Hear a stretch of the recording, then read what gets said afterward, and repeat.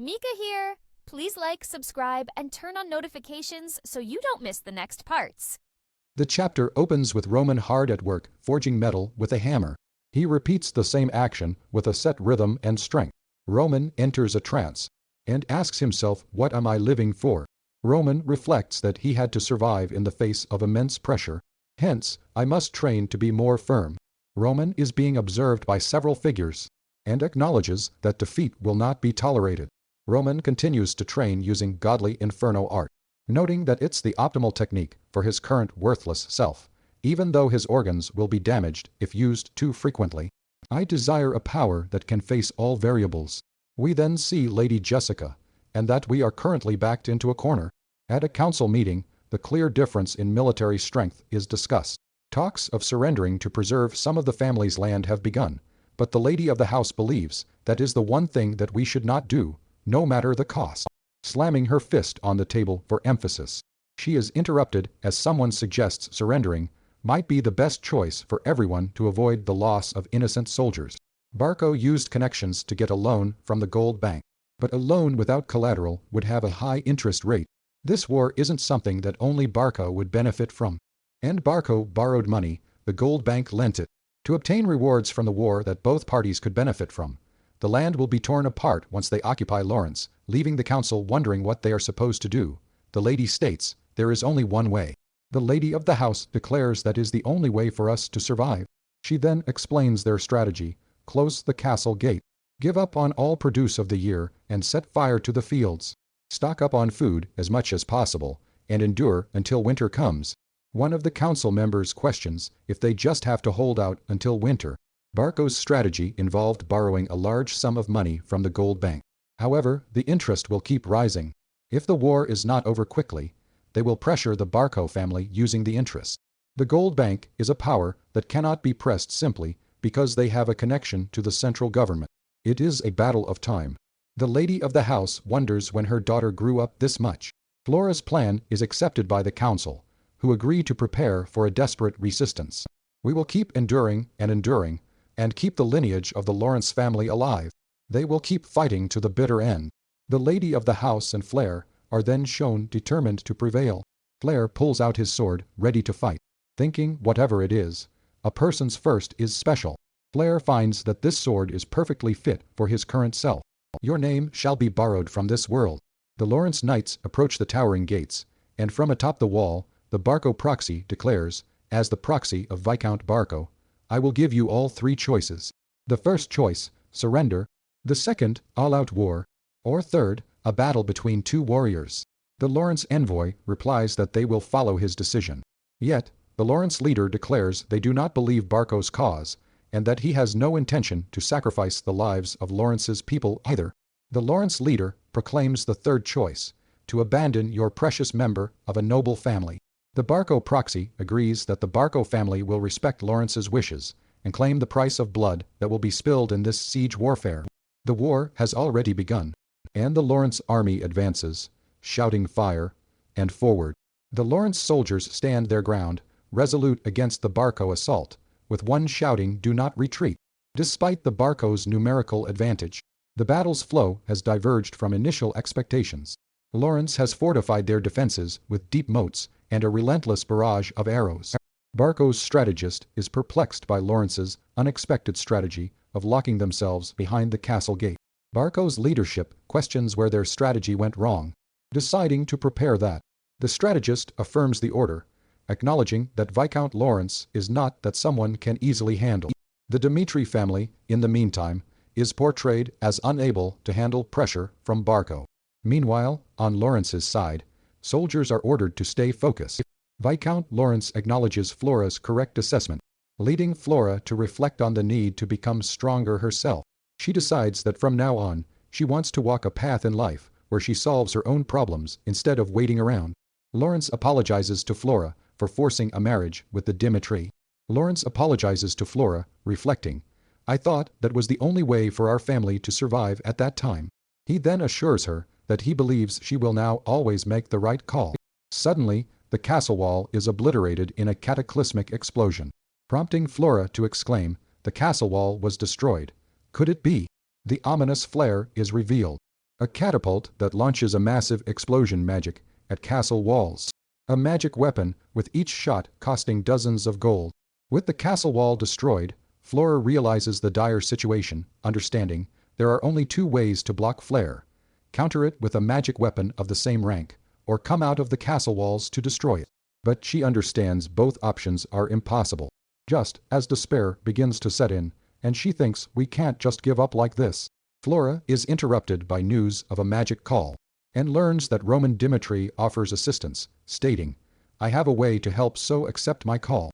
Flora wonders what exactly Roman is planning in order to save Lawrence from danger. From a distance, Roman Dimitri explains his plans to the princess. "Let me be frank with you," he says, revealing that his revenge against the Barco family is a personal matter. He asks for the Lawrence family to go along with his plan, promising to fast forward and destroy the Barco family for her. The princess asks what part they have to play in his plan. Roman states that the Lawrence family will first set the stage by making a sacrifice, and that he will then help her with all his strength in the name of Roman Dimitri. He must have proposed this knowing of our situation. We have no other choice. Princess Yuria is backed into a corner and promises, "I promise you, as long as I can protect my family, I will do anything. And one more thing. Provide me a cause to meddle in this war." Her request, since their marriage has been broken off, she needs some sort of cause. Anthony Barco demands that she claim he molested her. All she needs to say is that nothing happened, but the marriage had to break because of the delays due to her being molested. Her value within the aristocratic world will be reduced to nothing. Her beautiful title as the Flower of Lawrence shattered. However, if she gives up those things granted to her as a noble's daughter, she can obtain a crucial cause that will solve the danger in Lawrence. If the time of molestation is before the cooperation, then that would make you one of my people. Princess Yuria hardens her resolve. "I never forgive those who lay a hand on my people." A massive explosion erupts, collapsing the wall. Yuria vows, "I'll fulfill whatever condition you place, even if it means demanding that they wipe out every single one of those Barco bastards." The enemy surges forward, and amidst the chaos, a commander cries, "We must defend the walls, keep holding on." But a sudden, brutal attack takes him down. Flora intervenes, declaring, "We must open the castle gate and face Barco head on." Her father questions her sanity, but she reveals, "Roman Dimitri has promised that he will aid us. If we divert their gaze by leaving through the gate, then Roman Dimitri will lead his forces to destroy Flare." She adds that Roman Dimitri is a man who keeps his word. As Roman, meanwhile, prepares his own strategy, knowing that they must attack their rear right away. When asked why he should help Lawrence, Roman Dimitri replies, "Whether Lawrence falls or not is of no importance to me." He claims that ensuring not even one of his people sheds blood is more important to him. He doesn't intend to force anyone who has sworn allegiance to him to become a pointless sacrifice. "Yes, I understand," says Chris. As the castle gate is opened, a commander yells, "Punish those heinous villains from Barco. Charge." The army marches out. Barco's forces charge, one exclaiming, "You all don't seem to know your place." Cutting through the ranks of Lawrence's soldiers, Burge Mercenary Company are making quick work of their enemies. "Save me, we're all done for," cries one soldier from Lawrence. Flora, watching the events unfold atop the walls, shouts, "Keep holding on until the end, don't retreat." She realizes that if they can't even serve as proper bait, Roman won't appear. But suddenly, a Barco commander asks, "What's that?" From behind, Roman Dimitri, riding atop a horse, makes his grand entrance. The stage is set for war. As Heavenly Demon prepares his soldiers for battle, he acknowledges that the time for my soldiers to risk their lives has come earlier than planned. Uncertainty and anxiety fill the ranks of his soldiers, but he knows that in the end, it will be your own strength and willpower that decides your survival. He declares, in this operation, our main priority will be to attack Barco's rear and destroy their siege weapon. He also doesn't expect much from Lawrence, as they are likely will not be able to act as proper bait. Heavenly Demon boldly declares, "I will take the vanguard myself." He commands his troops to follow him, emphasizing, "Our main priority is to destroy the siege weapon." Barco soldiers scoff at the small number of approaching troops, but swiftly prepare to engage. Heavenly Demon charges ahead on horseback, his blade glowing with power. The Heavenly Demon descends, and the Murim's Orthodox sect had a saying, "The Heavenly Demon is always at the vanguard of the demon cult." As he cuts down soldiers, the page says the heavenly demon is invincible. The reason for the demon taking on the most dangerous role is always the same, because the strongest person must completely destroy the enemy's morale from the vanguard. If you won't come to me, then I will come to you. The liege commands his soldiers to attack, and follow the lead. The heavenly demon's onslaught continues, cutting down soldiers left and right. One soldier in desperation thinks I must follow my lead. Chris of Lawrence, eyes burning bright, exclaims, just a little closer to my liege's side. Faced with the onslaught, the liege soldiers know, we have to stop that monster. Flair's target is clear. That thing is our operations target. The liege's forces are shocked. One exclaims, WH, what the? That man is Roman Dmitri. We are introduced to Burge, a Burge mercenary captain, who is motivated by the immense reward on the line for this mission. He declares, I will take care of him myself. Burge, an A-rank mercenary, is acknowledged by the kingdom. Unlike B-rank mercenaries, one can only attain A-rank by knowing how to utilize auras. Burge attacks the heavenly demon, but he didn't even budge. The heavenly demon easily deflects the attack. Burge is shocked by the heavenly demon's power, exclaiming, this can't be. The page declares he's far too strong. The fight is over quickly. 5 seconds. That was the duration that the A-rank mercenary could endure against Roman. Chris of Lawrence and Jansen of Barco see this, and the liege orders, kill that son of a bitch. But his soldiers cry, it's too dangerous, my lord. We must take you to a safe place. Flair is preparing a product of magic that doesn't exist in the Murim. The heavenly demon unleashes his heavenly demon sword technique. First form. The siege weapon is obliterated, and he stands amidst the wreckage. He declares to Lawrence, I, Roman Dmitri, have destroyed Barco's siege weapon.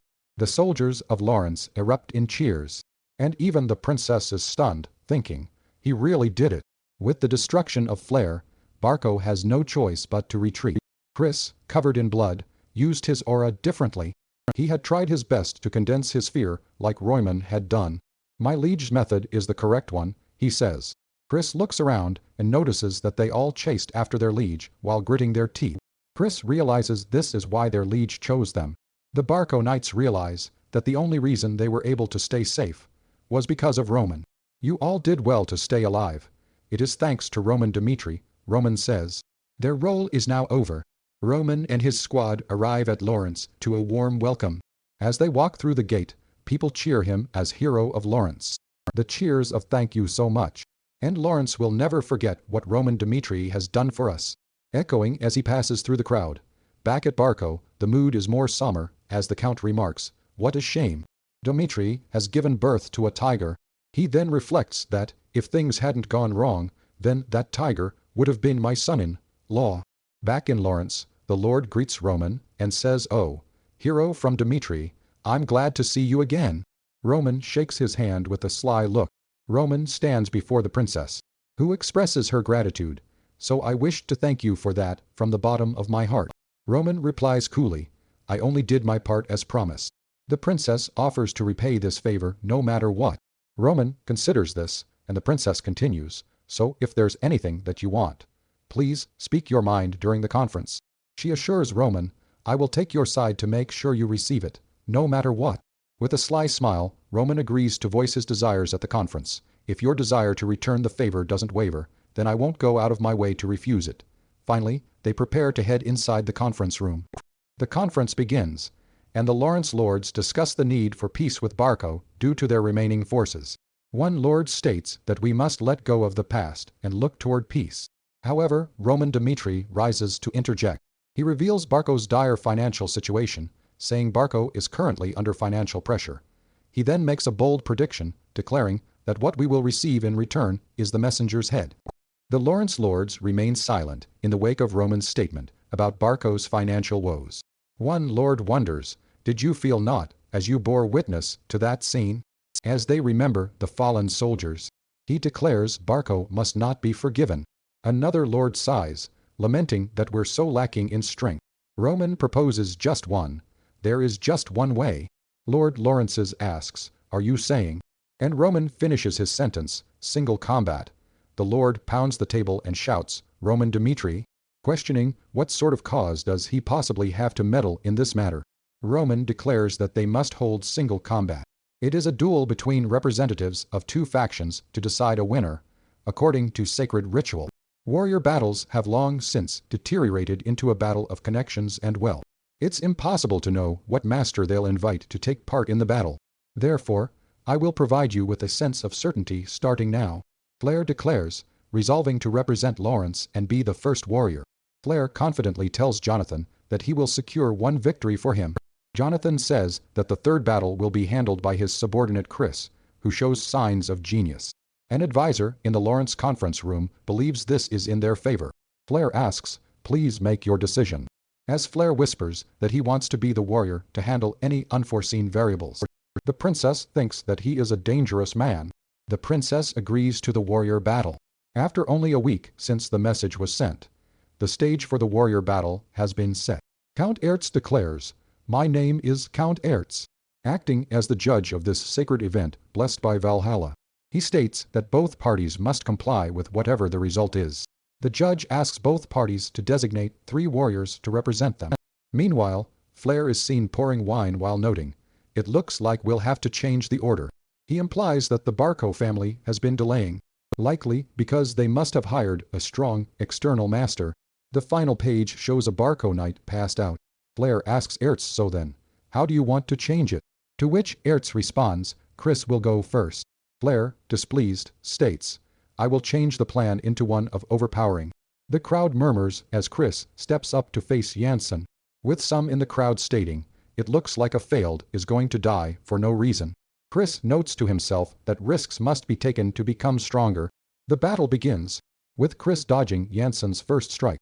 Chris, remembering his earlier spars against his lead, understands that no matter how powerful your aura is, it only matters if you hit your opponent.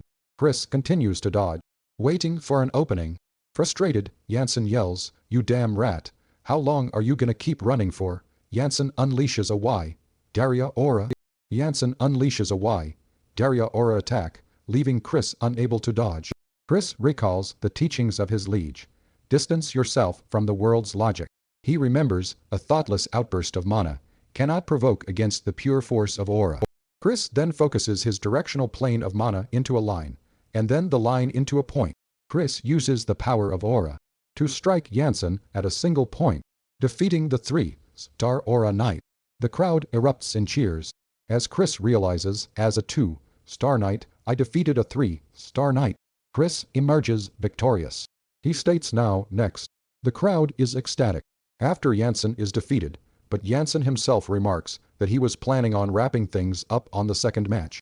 Now, he says the final match has become most important. Since I have a surefire card that I spent a fortune on, Homeros is on deck next. The crowd murmurs, Homeros? That rumored wandering swordsman. Why is a rancor here? It is revealed he is rank 49. Ranks originated from the Valhalla Empire. The Valhalla Empire is described. The strong pushed their lives to go to Valhalla to be recognized. Their battles recorded, names written down, and that became the start of ranks. The heavenly demon can't live a normal life, is now ranked 49. One spectator remarks on Barco, to think Barco would send out Homeros as a warrior.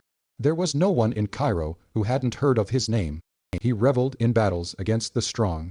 Some spectators say I heard he fought against the gatekeeper, a 4-star knight that's rank 30. Chris thinks a 4-star aura knight.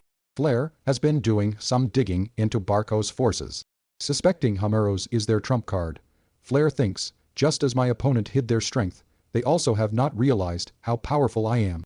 Homeros thinks that he finally has a chance to fight against the strong warriors that he has only read about. However, Hong Yu is concerned and asks him, "Are you insane? Surrender. Your opponent is the rank 49, Homeros. He is strong enough to be expected to rise to rank 30 or above." As Homeros and Flair stand off, Homeros' eyes shine with intensity. Flair watches Homeros, thinking, those eyes, as if he thinks that he's absolute. I don't like them. Meanwhile, the knights note that now is the time for us to handle the unforeseen variable. Lawrence sends out Roman Dmitri to fight Homeros. Seeing Roman Dmitri, Homeros thinks, if he's skilled enough to deflect Flair, then he's at least a 2-star or a knight. But Homeros scoffs, thinking, I can't believe I have to fry a small fry like this quick. Let's make this quick. Homeros rushes forward with an attack.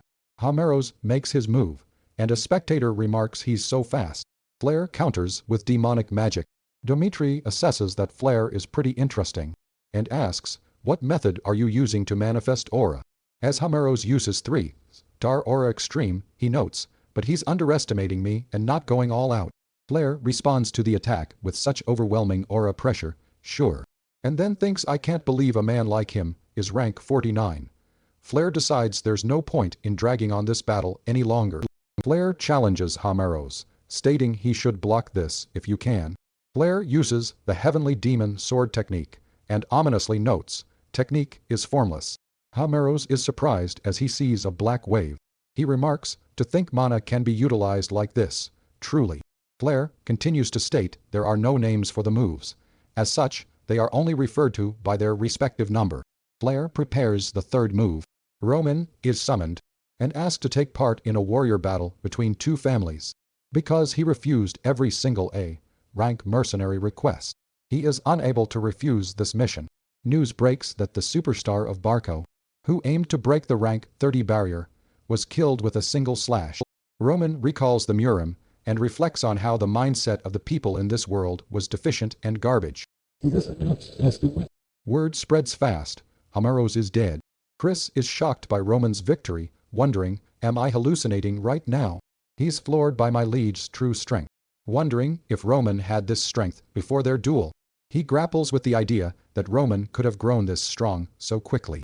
Chris remembers the day he thought he would surpass Roman, but calls that foolishness. Lawrence emerges victorious, and now that the winner of the warrior battle has been decided, there is no need to waste personnel. The families are granted the right to change the order list.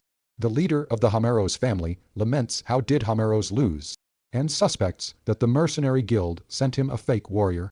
Despite the loss, they must send another warrior, and the leader decides on Benson. Benson is a null-star knight, who knows he's telling him to die.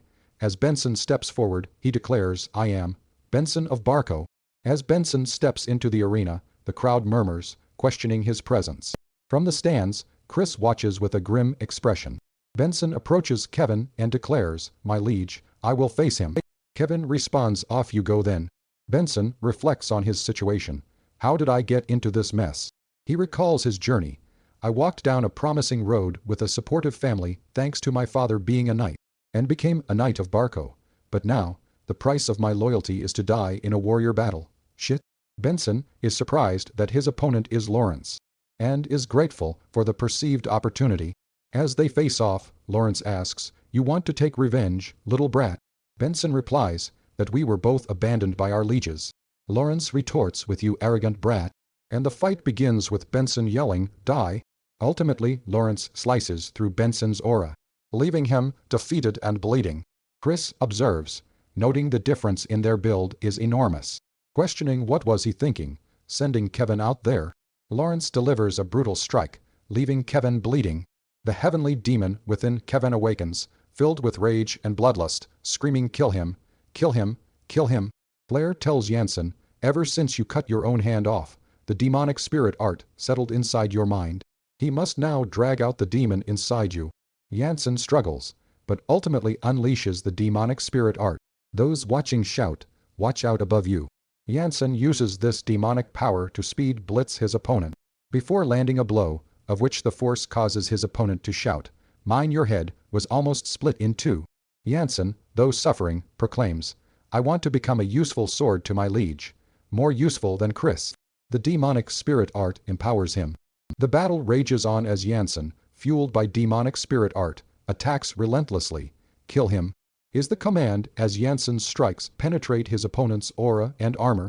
The force of the blows and the demonic aura leave his opponent trembling, realizing, he's not stopping.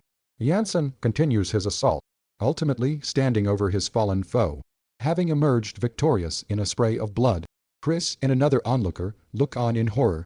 Jansen stands over his defeated opponent, breathing heavily. He returns, kneeling before Flair, to whom Flair says, "Good work, Kevin." Lawrence has won the warrior battle between Lawrence and Barco, with a score of 3 wins out of 3 matches. And in the center of it all was Roman Dmitri. People from all over the continent started to praise Roman's accomplishments. Amidst hushed tones, Patrons in taverns discuss how Barco must be frustrated after losing to Lawrence. The topic shifts to Roman, hailed as the savior of Lawrence, who single-handedly massacred hundreds of Barco's soldiers. He is lauded as a hero, with children even imitating him in play.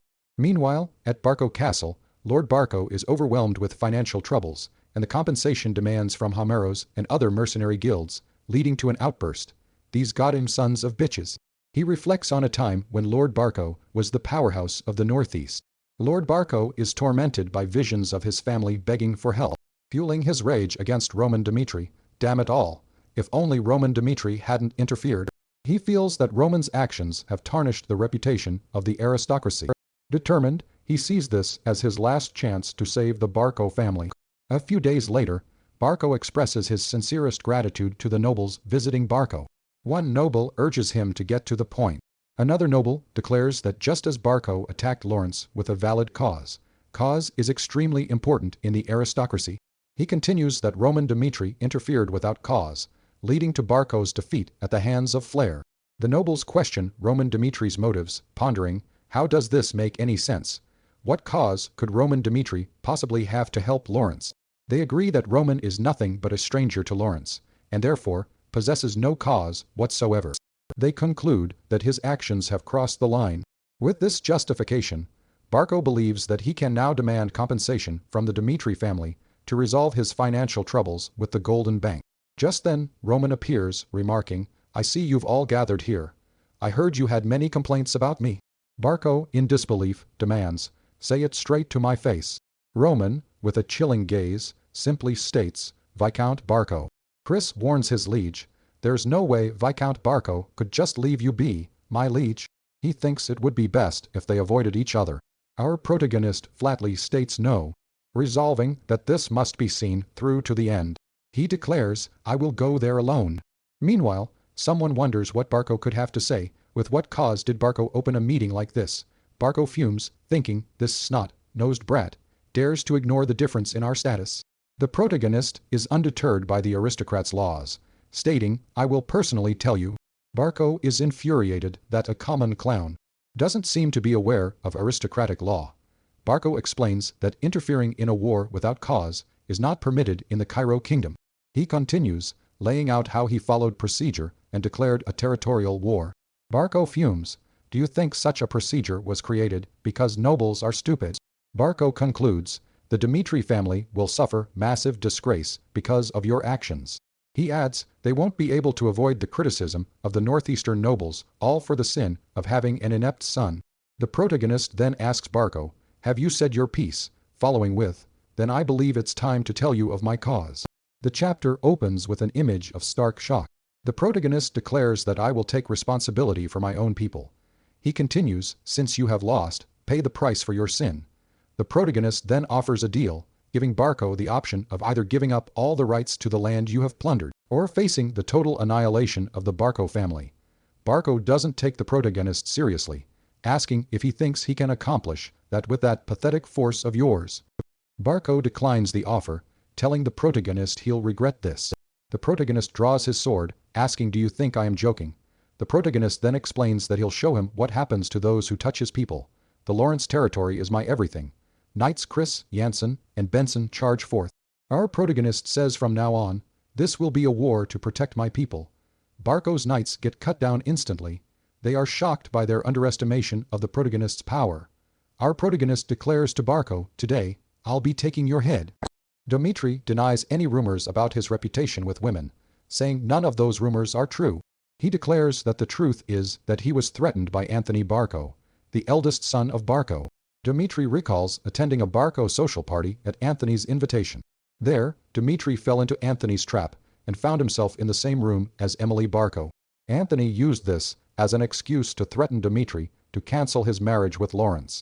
Dmitri explains that it was a thoroughly planned trap to separate Lawrence and Dmitri. When Jansen scoffs at the tale, Dmitri responds, "I knew you'd say that." Dmitri reveals the real reason why he interfered in the war between Barco and Lawrence, stating Anthony Barco had crossed a line. He confesses that Anthony molested Flora Lawrence, his betrothed. This shocking act led her to break off their engagement. Dmitri challenges Jansen to feel free to confirm this with Flora Lawrence. Dmitri admits, I interfered in the war solely with my own strength, not to bring harm to my family. He declares that it was the only form of revenge he could take for her. Dmitri says that he will ask Viscount Barco, and everyone gathered there, if they believe he had no difficult cause to interfere in this war. The chapter closes with Viscount Barco, seemingly at a loss, stating that he has to stall for time. Dmitri gives Barco two options: wrap things up by simply having Anthony Barco be punished for his actions, or he'll plunge into this at the level of his personal issue. Dmitri makes his terms clear, or, will you let this issue grow into a dispute between our two families? He states that if Viscount Barco does not choose right then and there, he will reveal everything to his father. This revelation throws the Barco family into turmoil, who realize we absolutely must avoid a war against Dmitri. Viscount Barco decides that the issue between you and Anthony is not something that needs our two families to involve ourselves in, and offers to make Anthony apologize on his knees. Dmitri responds, when did I say I wanted Anthony Barco to kneel? Making it clear that he will be the one to decide how Anthony is punished. The scene cuts to Anthony, who is dragged before Dmitri and his father. The Viscount declares that it will be a judgment duel. Viscount Barco demands if Anthony intends to leave his life in someone else's hands. Anthony, desperate and fearful, begs his father to refuse Dmitri's offer, insisting there's no way that son of a bitch will let me live. Viscount Barco rebukes Anthony, stating you are the eldest son of the Barco family. He cautions Anthony never to forget this humiliation, and to prepare yourself to at least lose an arm. We leave Anthony kneeling on the ground, as Viscount Barco assures himself that it's for the best.